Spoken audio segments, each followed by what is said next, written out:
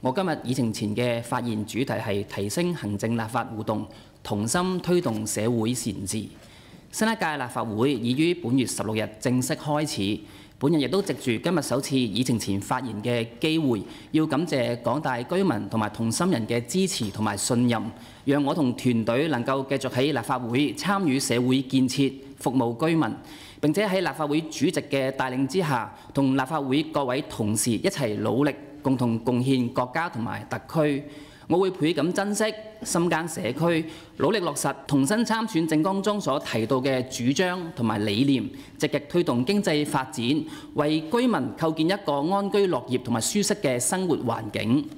而面對近年社會嘅變化，尤其係本澳嘅經濟、就業、民生迎嚟咗新嘅轉變同埋挑戰。而喺參選期間，我哋亦都收到唔少居民反映社會嘅各種唔同嘅問題同埋想法。而隨住新一年施政報告即將發布，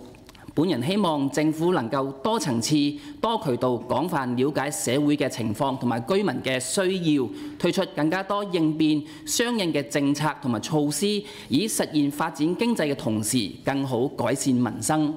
本人認為喺推動經濟適度多元發展方面，既要善用國家賦予嘅政策同埋機遇，亦都要加強特區喺軟硬件嘅建設，例如加快都市化同埋智慧城市嘅進度，提升工程建設嘅效率，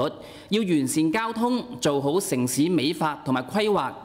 要善用土地同埋現有嘅社會資源，優化營商環境嘅法律法規配套，為本地嘅僱員同埋中小微企創造更加多發展嘅空間。另外，要重視人才培養，既為經濟發展提供足夠嘅人資同埋人才，同時為本地居民創造更加多高質量嘅就業機會。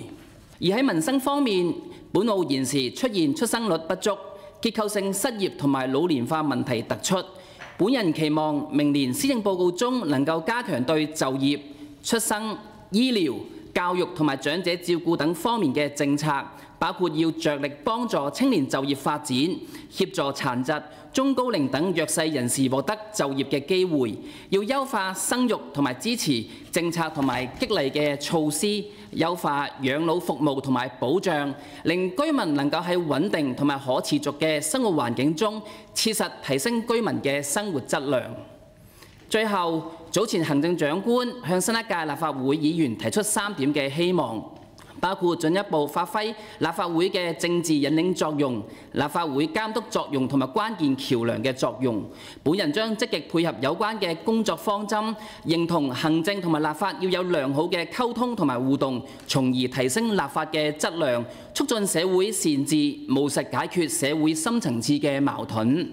同時，本人期望政府能夠更深入、更接地氣地了解社情民意，切實了解同埋接觸居民集中關注嘅問題，以務實嘅行動回應市民期盼，令政策喺落地嘅時候能夠更好解決問題，提升居民嘅幸福感、安全感同埋獲得感。多謝。